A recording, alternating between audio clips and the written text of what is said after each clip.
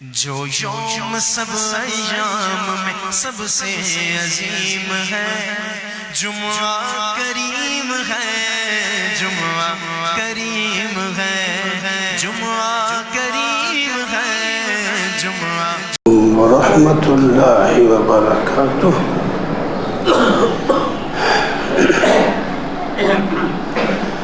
الحمد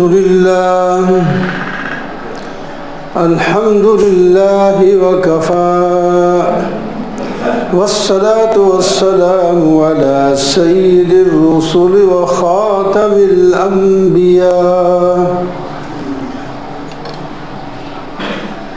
اما بعد فاعوذ باللہ من الشیطان الرجیم، بسم اللہ الرحمن الرحیم۔ إنه من يتق ويصبر فإن الله لا يضيع أجر المحسنين، صدق الله مولانا العظيم۔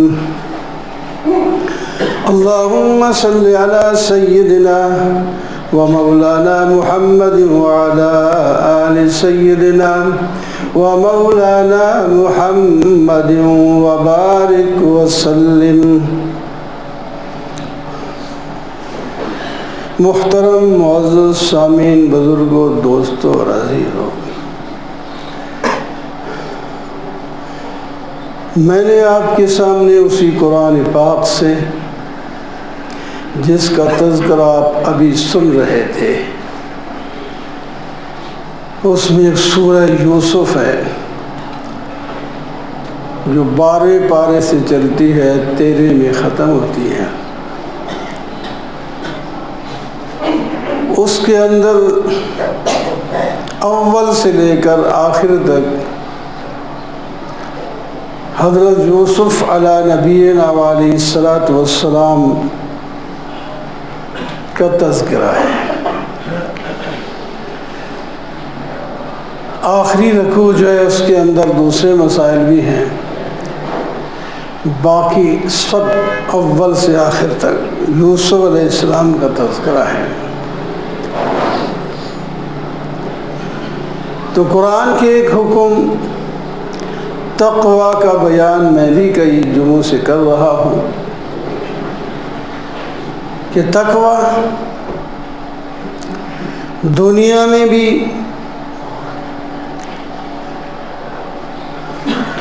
قبر میں بھی، حشر میں بھی، پل صراط پر بھی کام آئے گا۔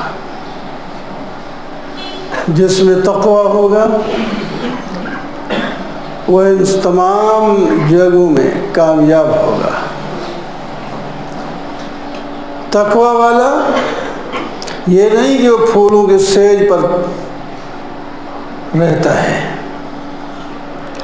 تکالیف بھی آتی ہے، بھوک بھی آتی ہے، دشمنیاں بھی ہوتی ہیں، لڑائیاں بھی ہوتی ہیں، لیکن وہ تقوی کے مطابق چلتا رہتا ہے، برداشت کرتا رہتا ہے، آخر کار کامیاب ہو جاتا ہے۔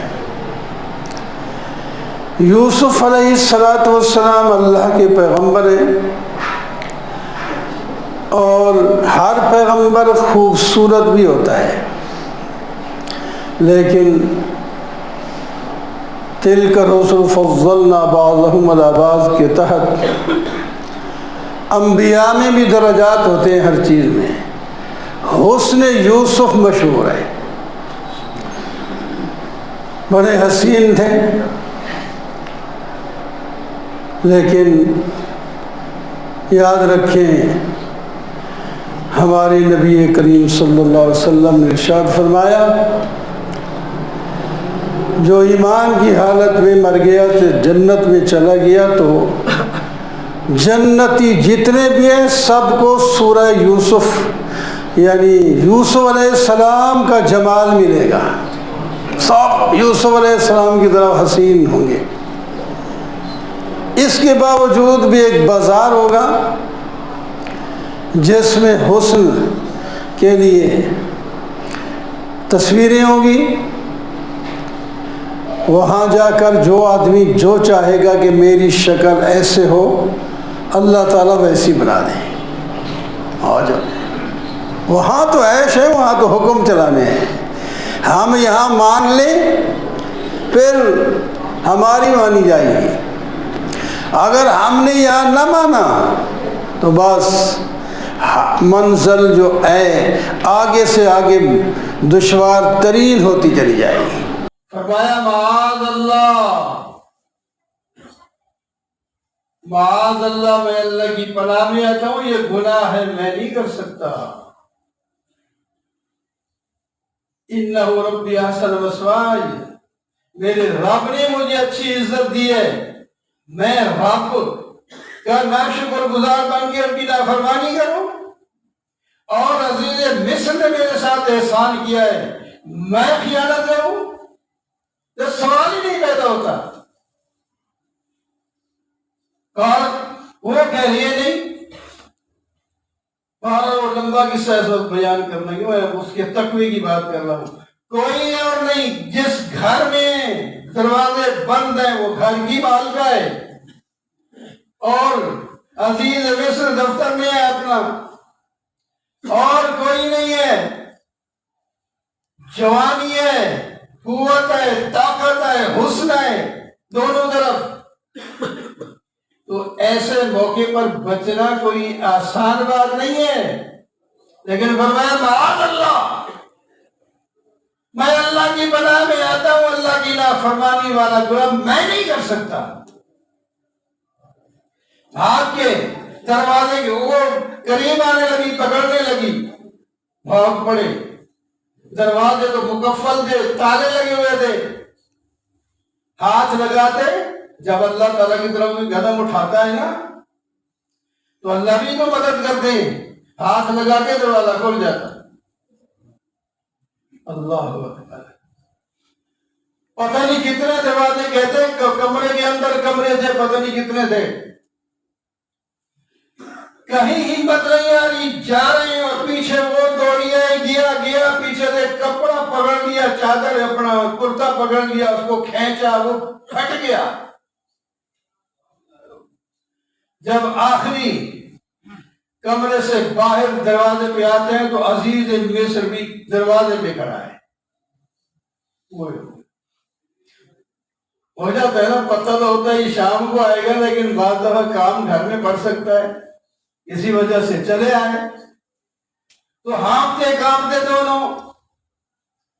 حضرت یوسف علیہ السلام بھی، زلیخا بھی ان کا غالباً نام تھا. تو فوراً پیکرا بدلتی عورت کہ اس نے تیرے گھر میں خیانت کی ہے، اس کو سزا دو. الٹا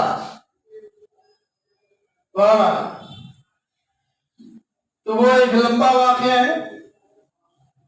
اللہ تعالیٰ نے حضرت یوسف کو اس گناہ سے بچایا. اسی کو کہتے ہیں تقویٰ. یعنی کہ میں مجبور ہونے کی وجہ سے رشوت بھی لے لیتا ہوں، مجبور ہونے کی وجہ سے سود بھی کھا لیتا ہوں، مجبور ہونے کی وجہ سے بدکاری بھی کر لیتا. یہ بیان میں اپنی مجبوریاں بنائی ہوئی. کچھ خود تو ہمت کرو، پھر اللہ کی مدد دیکھو آتی ہے کہ نہیں آتی. یہ واقعات اسی واسطے قرآن نے بیان میں. بہرحال جیل میں ڈلوا دیا گیا، لیکن جیل میں بھی استاد بن کے بیٹھ گئے. جیل والے کہتے ہیں ایک عالم آ گیا، نورانی چہرے والا آ گیا، اب سبق پڑھنے آ رہے ہیں. یوسف علیہ السلام وہاں توحید کے سبق پڑھا رہے، لوگوں کو خواب کی تعبیریں دے رہے، عزت سے بیٹھے.